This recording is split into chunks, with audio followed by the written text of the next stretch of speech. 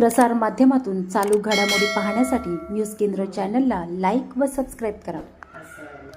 करंजाडे पाणी प्रश्नावरून 18 जून रोजी करंजाडे वासियांनी भर पावसात आंदोलन पुकारले। हे आंदोलन यशस्वी झाले असून करंजाडे वासियांनी केलेल्या मागण्या लवकरच पूर्ण होणार आहेत।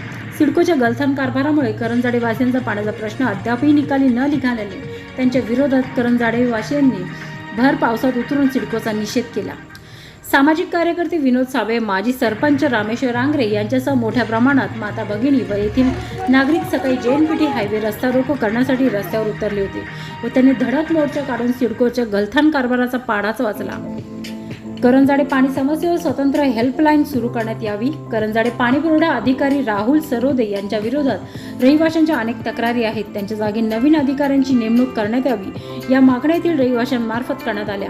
यातील बहुतांशी मागण्याबाबत प्रशासन सकारात्मक असल्याचे सांगण्यात आले, तसेच पाणी प्रश्न लवकरच सोडणार असल्याचे सांगण्यात आले। त्यामुळे आंदोलनकर्त्यांचा हा विजय असल्याचे सामाजिक कार्यकर्ते विनोद साबळे, माजी सरपंच रामेश्वर आंग्रे यांनी सांगितले। सिडको 2010 सालापासून करंजाड्याची डेव्हलपमेंट चालू झालेली आहे आणि आज 2024 आहे, म्हणजे आज 14 वर्ष चालले आहेत। प्रभू रामचंद्रांचा वनवास 14 वर्षांनी संपला होता, परंतु करंजाडे वासियांचा वनवास काय संपलेला नाही आहे। गेले अनेक वर्ष आम्ही त्याच्याकडे पाणी पुरवठ्यासाठी सातत्याने की कंटिन्यू आम्हाला पाणी पाहिजे, परंतु ते महिनाभर पाणी देतात, 11 महिने पाणी देत नाही। पुन्हा मोर्चा काढला का 8 दिवस पाणी देतच नाही। म्हणून आम्ही आता काय केलेलं आहे की सर्व राजकीय पक्षांच्या चपला बाजूला ठेवून, सर्व संघटना बाजूला ठेवून सर्वसामान्य नागरिक आता रस्त्यावरती उतरलेला आहे। 2 जूनला आमची मिटिंग झाली। आम्ही सिडकोच्या प्रचारात सांगितलं होतं का 10 तारखेपर्यंत आमचा पाणी प्रश्न सुटला नाही तर आम्ही मोर्चा काढू। 10 तारखेपर्यंत त्यांनी लक्ष दिलेलं आहे। मग 11 तारखेला जेव्हा आम्ही त्यांना पत्र दिलं की आता आम्ही 18 तारखेला JNPT हायवे अडवतोय, त्यावेळेस त्यांच्या हालचाली सुरू झाल्या। मग आमची त्यांच्यावर बैठक झाली। त्यांनी सांगितलं आम्ही तुमचा 15 दिवसात प्रश्न सोडवतो। बोला आम्हाला 15 दिवसात नाही, आम्हाला लगेच प्रश्न सुटला पाहिजे। मग त्यांनी सांगितलं शुक्रवारी प्रश्न सोडवतो, मग तुमचा हे थांबूया। शुक्रवारी पुन्हा आम्हाला त्यांनी बोललं की नाही आम्ही पुढच्या हप्त्यात। आम्ही बोललो आता आम्ही थांबणार नाही, आम्हाला तुम्ही उद्यापासून, म्हणजे शुक्रवारी जेव्हा आमची बैठक झाली तेव्हा MJP होती, सिडको प्रशासन होते आणि आम्ही सगळे नागरिक तिथं होतो, तेव्हा सांगितलं की उद्याच्या म्हणजे शनिवारी त्यांनी पाणी चालू केलेलं आहे। आम्ही त्यांचं स्वागत करतो पाणी चालू केल्यामुळे, पण आता अडचण अशी आहे की दरवेळी ते फसवतात। सुटलं पाहिजे परत करंजाडे वासियांना इथे टँकर दिसता कामा नये। आमचा जो लढा आहे तो टँकर मुक्तीचा आहे। लॉबीच्या माध्यमातून लोकांची इथं फसवणूक करतात का? तुम्हाला सांगतो आम्ही फक्त 200 बिल्डिंगचा 200 स्वतःचा सर्वे केला तर 1.5 कोटी रुपये त्यांचे 6 महिन्यात गेले पाणी विकत घ्यायला। म्हणजे हे हा जो चाललेला केलं तो कुणासाठी चाललेला आहे? टँकर लॉबीसाठी का? सिडको जर का शहराचे शिल्पकार म्हणतात का टँकर लॉबीचे शिल्पकार आहेत?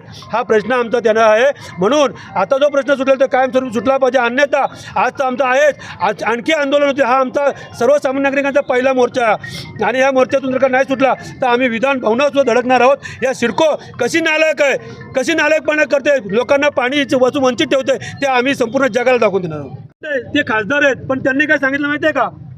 पाणी पिणे हा माझा प्रश्न नाही आहे, हे ऑन रेकॉर्ड आहे। जेव्हा करंजाड्यामध्ये मतं मागायला आली होती तर पाणी गटर माझा विषय नाही आहे, असे हे खासदार यांच्याकडनं काय अपेक्षा करणार आम्ही?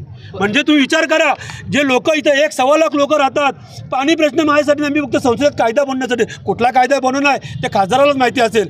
200% त्यांनी निवडणुकीच्या तोंडावर लोक आश्वासन देतात की आम्ही तुम्हाला पाणी देऊ, ते तर निवडणुकीला मत मागायला तेव्हा म्हणतात पाणी बिणी माझा प्रश्न नाही आहे म्हणतात, ते आमदार सोडवतील असं त्यांनी सांगितलं, ऑन रेकॉर्ड आहे। मग ते काय लक्ष येतील? म्हणजे अतिशय अकार्यक्षम खासदार आम्हाला वाटतात। बघा आम्ही सर्वसामान्य नागरिकांचा लढा आहे, कोणीच प्रश्न सोडवत नाहीत, म्हणून आज 2 जूनला आम्ही सर्वसामान्य नागरिक एक झालो आणि 15 दिवसात आज रिझल्ट मिळतोय, हा जनतेचा विजय। त्यामुळे कुणाचं सरकार आहे, ते काय करतात ते लोकांना माहिती आहे, त्यांनी करायला पाहिजे होतं, ते का नाही करत आहे त्यांना विचारा। आम्ही कुणावरती आक्षेप घेत नाही, आम्हाला राजकारण करायचं नाही, आमचं एकच म्हणणं आहे, आम्ही इथे सिडकोमध्ये राहतो, सिडको हे विकसित शहर बनवतोय, डेव्हलपमेंट चार्ज घेते, सर्व्हिस टॅक्स घेते, पाणी टॅक्स घेते, त्यासाठी त्यांनी हा प्रश्न सोडवला पाहिजे होता। त्यामुळे राजकारणावरती आम्ही बोलणार नाही, आम्ही सर्वसामान्य नागरिक जमलोत आमच्या हक्कासाठी, कारण आम्हाला कुठं जाणवतंय आमच्यासाठी कुणी नाही आहे, म्हणून आम्ही आज इथं उतरलेलो। त्याची ताकद काय असतात दाखवून दिलेली आहे। लोक गैर करतात की जनता सिडको गैर करते, जनता काही करू शकत नाही। आम्ही सेवाभावी संस्था, आम्ही आम्ही स्वायत्त आहोत, आम्हाला कोण काय करू शकत नाही, पण त्याच्यात वाकवायची ताकद ही जनतेमध्ये आहे। आज जोडी साहेबांचा आदर्श घेऊन आम्ही पुढे चाललो। त्यांनी केलेला संघर्ष, शेतकरी असतील, कष्टकरी असतील, सामान्य जनतेने केलेला जो संघर्ष आहे तोच संघर्ष पुढे येऊन चाललो आहोत। कारण आज बघतोय आपण गेले 14 वर्ष विनोदजींनी सांगितलं वनवास तो संपला नाही, खरोखर संपला नाही। तर माझे करंजाडेकर आज हे वंचित आहेत पाण्यापासून, कारण आपण बघितलंय इथे आजूबाजूला शहरं मोठमोठी शहर आहेत, उलवा आहे, करंजाड्याच्या लागून पनवेल आहे बाजूलाच, कलंबोली आहे, खारघर आहे, तिथे सर्व प्रकारच्या सुविधा आहेत, पाण्यापासून सगळ्या सुविधा आहेत. आम्ही ना म्हणत तुम्ही स्मार्ट सिटी करा, स्मार्ट शहर करा किंवा आणखी काय करा, आम्हाला जगण्यासाठी पण पाणी तरी द्या. पाणी पाणी पाणी पाणी करतो आम्ही, पाणी तरी जगण्यासाठी द्या, एवढी माप इच्छा आहे. कारण तुम्ही हे करणार आहात की नाही आम्हाला माहिती आहे, तुमची कुवत, तुमची क्षमता काय सिडकोची आम्हाला कळली आहे, म्हणून आम्ही काही मागत नाही, फक्त पाणी द्या. तर यावेळेस पाणी दिलं नाही, कंटिन्यू ठेवले नाही, तर पुढे खरोखर आम्ही विधानमंडळावर पुढे जाणार आहोत. लक्षात घ्या, कारण हा लढा संपणार नाही, इथे थांबणार नाही.